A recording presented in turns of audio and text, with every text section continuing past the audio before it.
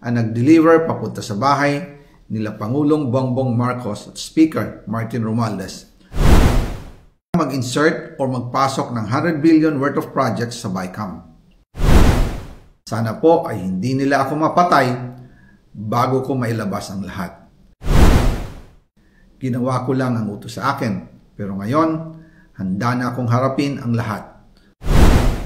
Ginagamit ng administrasyon ang buong resources ng bansa para tumahimik ako. That he will shoot me if I will talk. Gagamitin ako bilang panakipbutas sa kanilang kampanya laban sa korupsyon.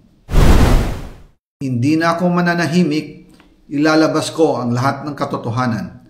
May resibo, may ebidensya, at may pangalan. Para sa bawat Pilipino, alam ko na buo ang galit ninyo sa akin ngayon.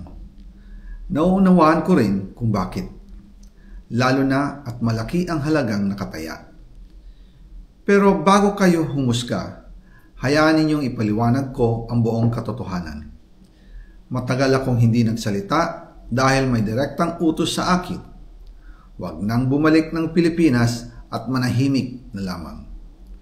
Umalis ako noong July 19, 2025 para sa aking medical check-up. Nakaplanong bumalik pagkatapos ng SONA ni Pangulo. Pero habang papauwi na ako, tinawagan ako ni dating Speaker Martin Romualdez at sinabihan, "Stay out of the country. You will be well taken care of as instructed by the President." Noon naniniwala pa ako sa kanila, kaya't hindi ako bumalik. Tumikom ang aking bibig, sumunod ako, pero ang hindi ko alam, ang ibig pala nilang sabihin sa aalagaan ka namin ay gagamitin ako bilang panakipbutas sa kanilang kampanya laban sa korupsyon. Ginawa nila akong poster boy ng kanilang sariling kasinungalingan. Ngayon, hindi na ako mananahimik, ilalabas ko ang lahat ng katotohanan. May resibo, may ebidensya, at may pangalan. Nagsimula ito nung tumawag si Sekmina Pangandaman sa akin nung nag-umpisa ang BICAM process last year, 2024. Ang sabi niya, katatapos lang ng meeting nila ni Pangulo at may instructions na mag-insert o magpasok ng 100 billion worth of projects sa BICAM. At sinabi pa ni Sekmina, you can confirm with Yusek Adrian Bersamin dahil magkasama sila sa meeting ni Pangulong BBM noong araw na yon. Tinawagan ko po agad si Yusek Adrian Bersamin at tinanong ko kung may instruction nga ba ang Pangulo na magpasok ng 100 billion during their meeting. Ang sabi niya ay totoo nga po. Right after our conversation, tinawagan ko po si dating Speaker Martin Romualdez at nireport ko ang instructions ng Presidente to insert the 100 billion projects. At sinabi niya sa akin, what the President wants, he gets. After ng ilang araw, nag-set po ng meeting si Sekmina Pangandaman at Yusek Adrian Bersamin sa amin ni dating Speaker Martin Romualdez sa Aguado Building in front of Gate 4 ng Malacanang at nandun din po si Yusek Jojo Cadiz. During the meeting, binigay po ni Yusek Adrian Bersamin ang listahan na worth 100 billion. Tinanong ko po si Yusek Adrian kung saan galing ang listahan. Ang sagot niya, galing kay PBBM mismo at binigay niya ito mula sa brown leather bag.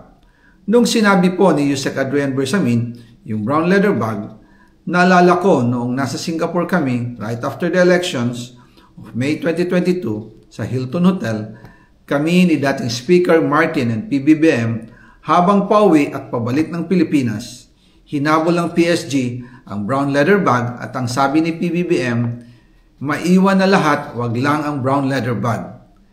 Kaya naniwala ako na utos talaga ito ng Pangulo. Pagkatapos ng ilang araw, I informed sina dating Speaker Martin Romualdez, Sekmina Pangandaman, Yusek Adrian Bersamin, and Yusek Jojo Cadiz na kung pwede 50 billion lang ang ipasok sa program funds dahil so sobra ang DPWH funds versus sa DepEd. In practice, hindi pwede na mas malaki ang budget ng DPWH kaysa edukasyon. And yung balance na 50 billion, ilagay na lang sa unprogrammed funds for the 2025 budget dahil Office of the President din ang nagre-release ng lahat ng unprogrammed funds. Pagkatapos ng isang araw, tinawagan ako ni Sec Mina at sinabi ang mensahe ng Pangulo. Ipasok ninyo yan dahil pinangako na sa akin ni Speaker Martin yan at hindi na pwedeng baguhin. Kumbaga, ang utos ng hari hindi pwedeng mabali. Again, I informed the Speaker and asked clearance about the instructions ng Pangulo. At ang sabi niya, wala tayong magagawa. Kaya po nagtataka ako kung bakit sinasabi ni Pangulo na hindi niya makilala ang budget, samantalang lahat na binawas at dinagdag sa mga ahensya ng gobyerno ay humihingi ng approval sa kanya si Sec Mina Pangandaman.